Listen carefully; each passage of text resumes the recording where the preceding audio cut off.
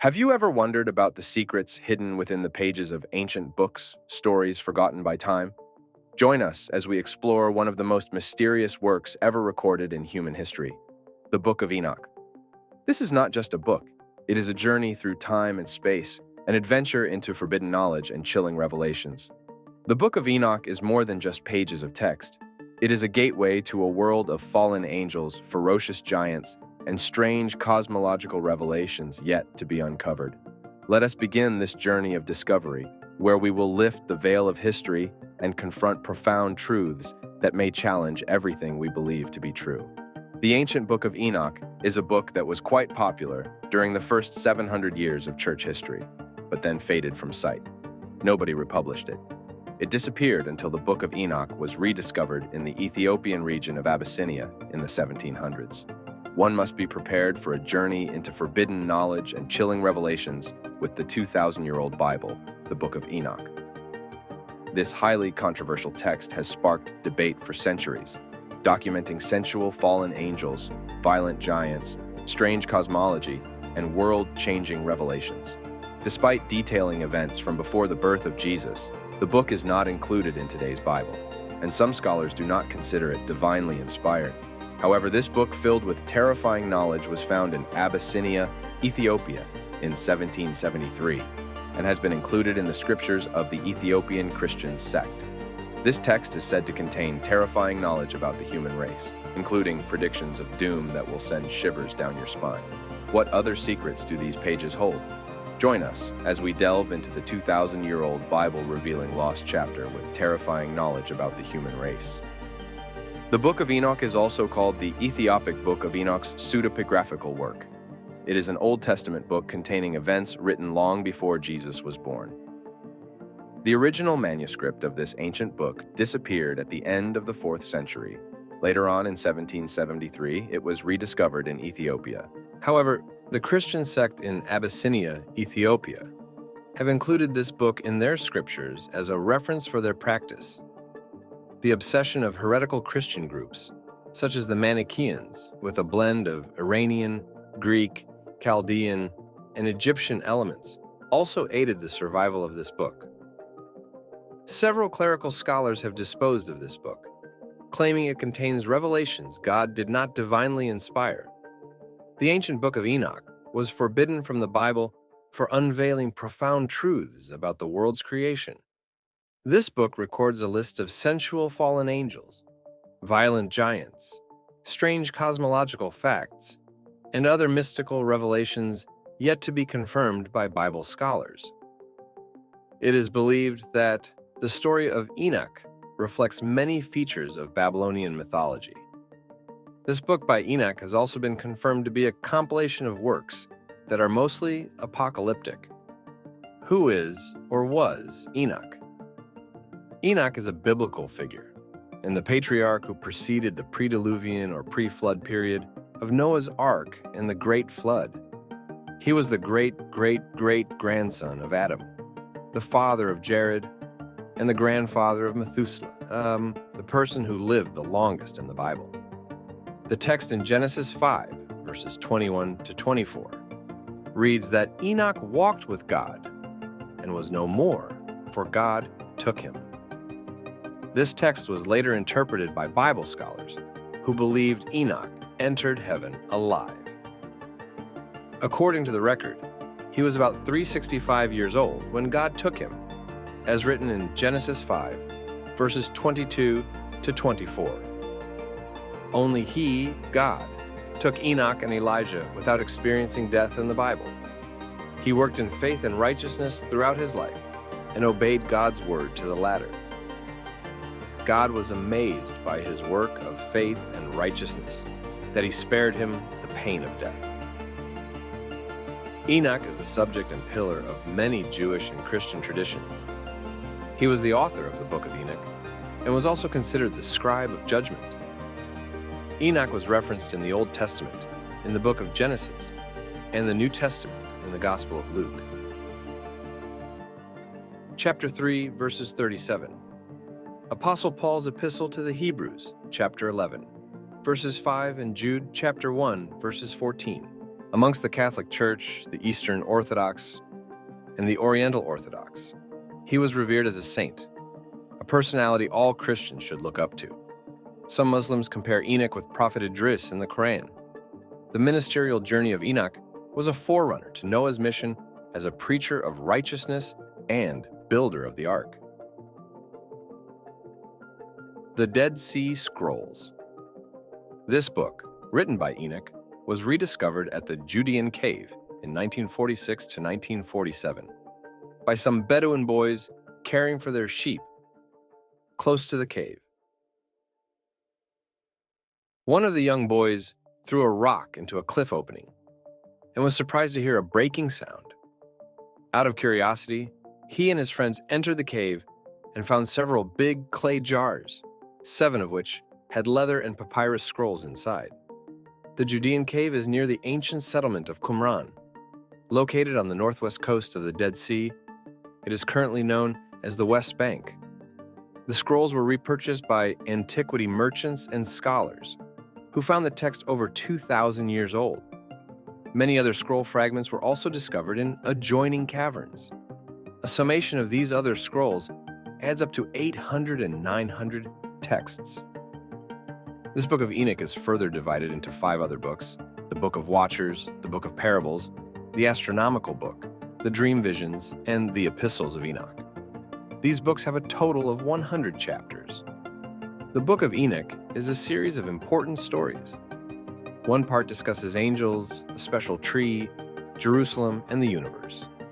But the most interesting part is about fallen angels who did intimate things with human women, and they had giant children called Nephilim. These angels also taught humans advanced stuff, leading to a big flood and destruction. Nephilim means fallen ones. People see them as big guys, like giants. This idea comes from the first book of Enoch, a special Jewish book. But there's a debate. Some think their size is because they're supernatural, while others say it's not right to think angels or demons can have babies with humans. Another idea is that the Nephilim were just regular people who went off the good path. Some say the sons of God were from Seth, a good guy from Adam's family, and the Nephilim were his family who turned away from God. So the Book of Enoch makes us think about angels, giants, and humans in a really interesting way. Enoch's mysteries. There are hidden mysteries found in the Book of Enoch that sound vague and untrue to the human race. These irregularities, unconfirmed mythical mysteries, and secrets that are related to divinity have made Bible scholars of old throw out the Book of Enoch, making it unfit for Christians and humans generally to read. Is the knowledge true or false? Are they truly sacred for human consumption? What hidden truths does it reveal that would challenge the human understanding of divinity? The Apocrypha Book of Enoch contains a series of mysteries, which include the origin of demons and Nephilim, the mystery of Genesis chapter 6, verses 1 to 5, the reason behind the great flood in the book of Genesis, the laws that govern the sun, moon, and stars, and the wind, the revolt of angels against God, the reason why some angels fell from heaven, the mystery behind the archangel Uriel, the secrets of creation, the 1,000-year reign of the Messiah, and many other mythical mysteries. The angelic watchers. The Book of Enoch contains a record of 200 angelic watchers who came down to earth and turned wicked. The names of some of the angels and their leaders were also mentioned in this book. Notable of these names mentioned were Shemi-Hazah, Asael, Ramal, Artakov, Madarel, Ananel, and Nephilim, the angel who fathered the angel-human hybrids. These listed angels were known as the Bad Watchers in the Book of Enoch. They were called the Bad Watchers because after they fell from heaven, they came to earth to carry out acts of wickedness against humans, polluting the mindset of both men and women, and having sexual intimacies with women and men alike. Other angelic watchers also came to Earth and married human women, starting an unnatural union with them. Due to this union, they started teaching humans forbidden knowledge and practices alien to the human mind.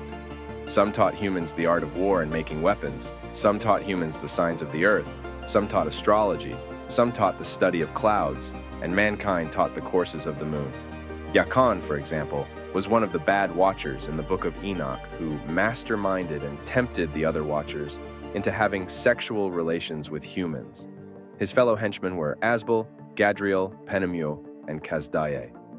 They were all identified as individual Satans and watchers of iniquity. The secret of creation. The story of creation is believed to have been revealed to Enoch face to face. Before creation, the foundation for all created things was laid, and afterwards, he brought everything out of nothing and deep darkness. He created a throne for himself and made the heavens and the earth. The Lord created a throne for himself. He hardened the big stone from the waters to become a solid structure above the waters. The Lord created the armies of the intangible ones from the fire and the reptiles, birds, fish, animals, and vegetation, until finally he created man. This can be seen in chapters 28 to 29, when God instructed Enoch about the secrets of creation. The Lord also told Enoch, as seen in chapters 24 to 26. In chapter 41, verses 1 to 3, Enoch tells his experience about creation, saying, "These revelations in the Book of Enoch about the secret of creation are yet to be confirmed by Bible scholars. Also, it was not accepted by many early church fathers to be accurate." The Epistles of Enoch. The concluding portion of the Book of Enoch, which comprises chapters 91 to 108, is known as the Epistle of Enoch. Although the epistles in the New Testaments of the Holy Bible are known to be letters by Paul the Apostle, the epistles in the Book of Enoch were not regarded as letters. Rather, they imply Enoch's last words to his son, Methuselah. The main part of the Epistle of Enoch talks about his vision of being taken up by God. He counseled his children and family on the need to work in uprightness, righteousness, and faith. Here, he spoke about the great flood to come that later happened in the days of Noah. He spoke on the judgment of the wicked in the flood and the final judgment, which emphasized the resurrection of the dead, as can be seen in chapters 91, verses 13 to 14. In the Epistle of Enoch, there are 6 listed oracles against the sinners, the witness of the whole creation against them, and the assurance of fate after death. The epistle is composed of 2 layers, a proto-epistle with a theology near the deterministic doctrine of the Qumran group, and a slightly later part of chapters 94, verses 4 and 104, verses 6. That points out the personal responsibility of individuals, often describing the sinners as the wealthy and the just as the oppressed, a theme also found in the Book of Parables. The birth of Noah is a part that appears in Qumran fragments, separated from the previous text by a blank line, thus appearing to be an appendix. It tells of the deluge and Noah, who is born already with the appearance of an angel.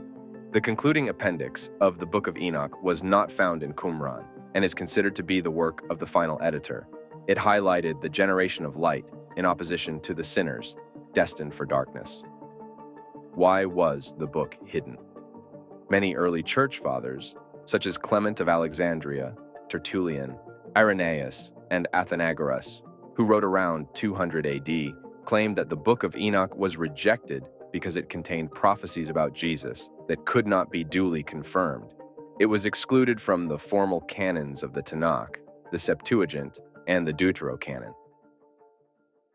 The major reason for the rejection of the Book of Enoch by the Jews was that it contained inconsistent teachings of the Torah, which is the compilation of the first 5 books of the Hebrew Bible, namely Genesis, Exodus, Leviticus, Numbers, and Deuteronomy. The Torah, by definition, simply means the laws and teachings of Judaism.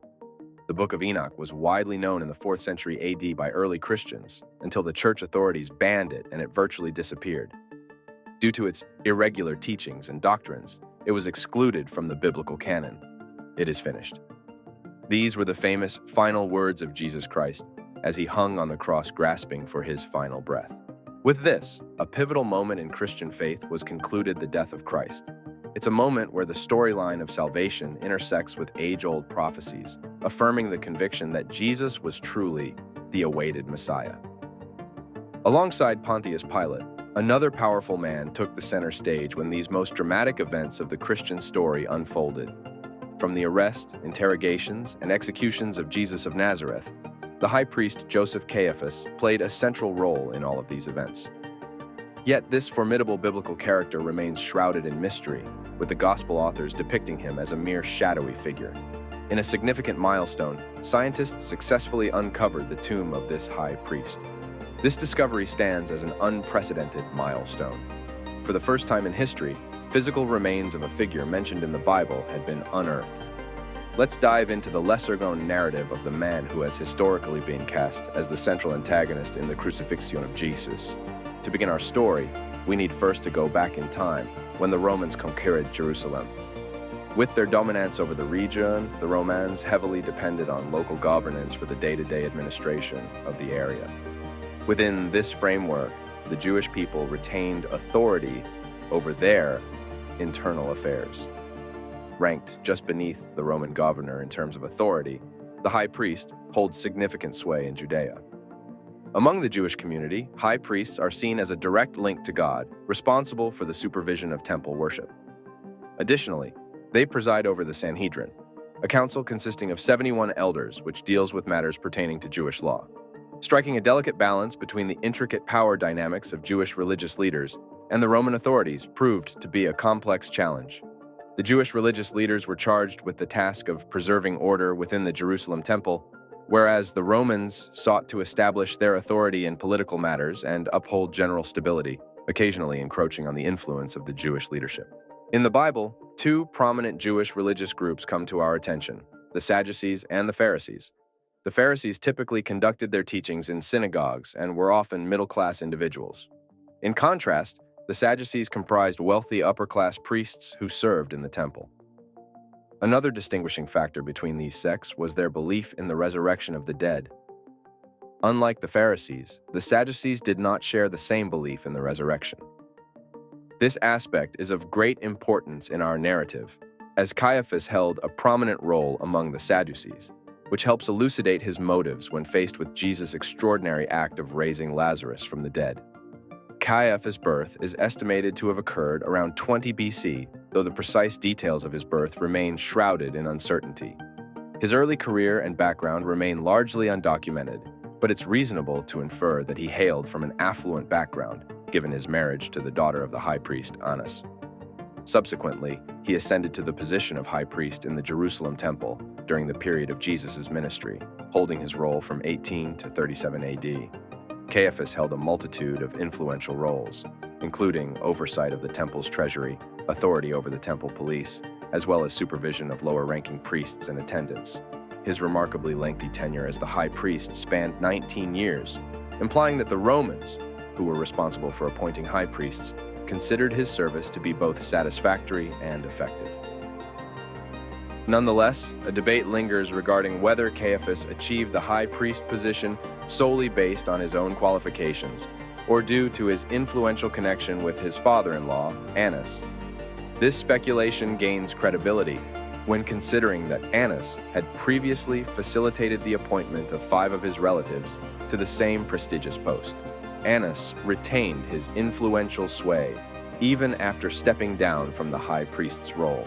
This was strikingly evident when he played a substantial part in the trial of Jesus, as narrated in John chapter 18, verse 13. Furthermore, it's noteworthy that the Roman governor Valerius Gratus appointed and promptly replaced 3 high priests before Caiaphas assumed his position. This raises the intriguing prospect that Annas may have been a clever collaborator with the Romans, adept at maneuvering through his political associations. One of the turning points in Caiaphas's role as a high priest within the biblical narrative happened after Jesus miraculously resurrected Lazarus. Being a part of the Sadducees, Caiaphas did not adhere to the belief in resurrection. One can only imagine the profound shock he experienced when he heard news about Jesus raising Lazarus from the dead. Faced with this profound challenge to his convictions, his natural inclination was to suppress it rather than endorse such a phenomenon. This information swiftly made its way to the council, and during their gathering, Caiaphas posed the renowned question: as documented in the Gospel of John, chapter 11, verses 49 to 50. Then one of them, named Caiaphas, who was high priest that year, spoke up. "You know nothing at all. You do not realize that it is better for you that one man die for the people than that the whole nation perish." The high priest's declaration served a twofold purpose. It aimed to quell the possibility of a rebellion and protect the concerns of the Jewish religious leadership. Interestingly, his words carried an almost prophetic resonance, hinting that Jesus' sacrifice was necessary not only for the well-being of the nation, but also as a means to unify the dispersed children of God. In this context, Jesus was arrested and brought before the high priest for questioning. The indictment brought against Jesus was highly unusual, departing from established customs. Tradition dictated that upon the arrest of Jesus by the temple guards, he should have been confined in the temple stockade until the complete Sanhedrin, or the priestly council, could convene to hear his case. However, Jesus was swiftly transported to the Jerusalem abode of Caiaphas, indicating a clear eagerness to expedite Jesus' trial in a behind-closed-doors manner without the complete Sanhedrin's presence. According to the Gospel of John, Jesus underwent initial questioning by Annas. After a brief interrogation with Annas, Jesus was subsequently directed to Caiaphas. The high priest aimed to elicit admissions from Jesus regarding the accusations of blasphemy and sedition. However, Jesus stayed mostly silent. Caiaphas found himself in a challenging predicament. Without the unanimous support of the Sanhedrin, the high priest lacked the authority to unilaterally decree a man's execution. His only other option was to involve the local Roman authorities, which was a very controversial move. This choice was contentious because in the past, the Sanhedrin had worked hard to keep its independence in local matters and not let the Romans interfere. Moreover, there was a simpler issue to consider. Jesus had only caused a commotion and maybe said something offensive in the temple area. These actions didn't justify getting the Romans involved, let alone giving him the death penalty. Caiaphas then changed his approach and directly inquired of Jesus, "Are you the Messiah?" As recounted in the Book of Mark, Jesus responded unequivocally, saying, "I am," and proceeded to quote from the Book of Daniel and the Psalms, saying, "You will see the Son of Man seated at the right hand of the power, and coming with the clouds of heaven." Caiaphas was pleased with the result, as he achieved what he wanted. He recognized the potency of terms like the right hand of the power in capturing the Roman authorities' notice. The Romans would see this as a threat to their power, so they would punish Jesus in the way he wanted. In response to Jesus' statement, the high priest dramatically tore his garments, convinced that Jesus had effectively incriminated himself. These interrogations culminated in the resolution to transfer Jesus to the Roman governor Pontius Pilate for a formal trial and eventual condemnation. It's crucial to underscore the proactive involvement of Caiaphas in pushing for Jesus' charges and advocating for his death penalty. Caiaphas made efforts to persuade Pilate that Jesus posed a potential threat to Roman stability, necessitating his execution as a precaution against rebellion. The combination of his political and religious influence, along with that of Annas, played a significant part in the eventual crucifixion of Jesus on Mount Golgotha. Beyond perceiving Jesus as a potential disruptor of Roman authority, there may have been an additional motive behind Caiaphas' active involvement in securing the guilty verdict, even if it meant violating Jewish legal procedures during Jesus' trial.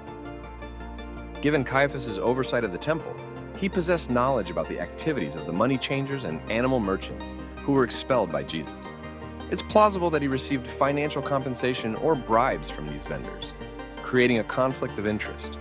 Moreover, he might have perceived Jesus as a threat to the opulent lifestyle enjoyed by his family.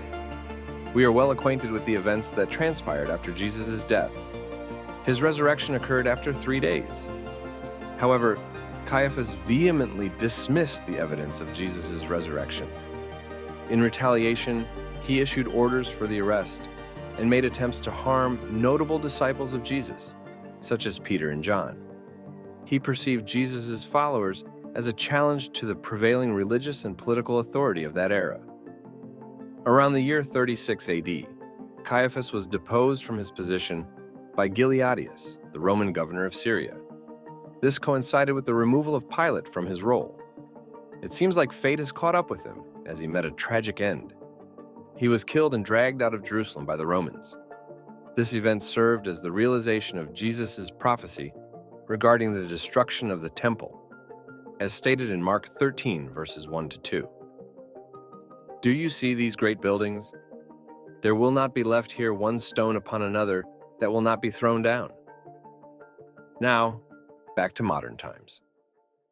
In November 1990, archaeologists were able to unearth an astonishing discovery, proving that the Caiaphas really did exist. While constructing a water park south of the old city of Jerusalem, workers accidentally stumbled upon a burial cave. Inside the cave, they found a collection of 12 limestone chests housing human remains. These containers, referred to as ossuary, were predominantly utilized during the 1st century AD. One of these ossuaries stands out with its exquisite decoration, featuring a rare and intricate pattern comprising 2 concentric circles, each adorned with 6 intricate world rosettes and bordered by an elegant design of palm branches. Inside this intricately decorated ossuary, the remains of 6 individuals were unearthed, encompassing 2 infants, a child aged 2 to 5, a young boy between 13 and 18, an adult woman, and a male around 60 years old, ultimately emerging as a pivotal discovery in the realm of biblical archaeology. At the unadorned end of this remarkable ossuary, an inscription reads, Joseph bar Caiaphas. While the name Joseph was fairly common during the Second Temple period, with statistical records showing that 28% of men bore this name, a significant artifact was found that helped to provide a more precise dating for the tomb. A coin found in one of the ossuaries was traced back to the reign of Herod Agrippa, who ruled between 37 and 44 AD. The evidence strongly suggests that they've found the burial box and bones of a 60-year-old man, who was believed to be the high priest Caiaphas. This discovery is a major milestone because it's the first time they've found physical remains of someone mentioned in the Bible. This discovery helps bridge the gap between biblical narratives and historical records, serving as a vital affirmation of the biblical stories. Caiaphas's pivotal role in the narrative of Jesus is crucial to the existence of Christianity as we know it today. It's imperative to grasp his significance within the Christian storyline. For nearly 2 millennia, attributing blame for Jesus' death has been a significant point of contention between Christians and Jews. Nevertheless, it's vital to remember that broader message stemming from Jesus' death, that of self-sacrifice for the redemption of all.